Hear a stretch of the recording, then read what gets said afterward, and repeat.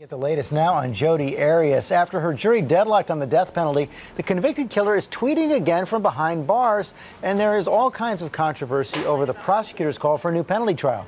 ABC's John Triffin has the latest. Her trial over, but her fate in limbo.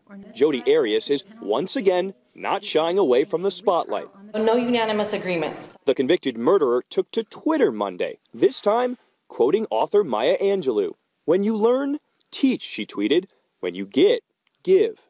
What Arias is getting this morning is support from a growing chorus of people who think prosecutors should drop their death penalty case against her. I just don't think it's worth the amount of money they want to spend in order to kill this woman. Give her life without parole, and let's be finished with this case. In a scathing new editorial, the Arizona Republic argues prosecutors should not seat a new jury to rehear the penalty phase of Arias' case. First-degree murder, guilty.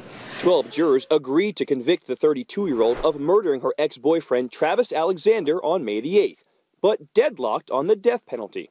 With a new jury, the paper's editorial board writes, the trial would drag on, adding to its multi-million-dollar cost.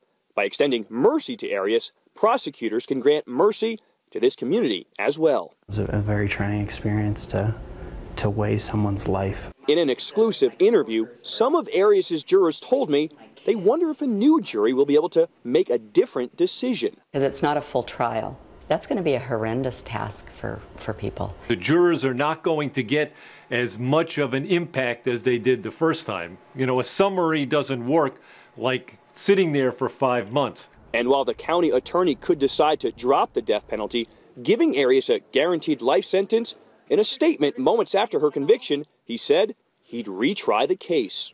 I still feel like we let the system down because we weren't able to come to a unanimous decision. A unanimous decision that will now have to be reached by a new jury when it begins hearing evidence as early as July.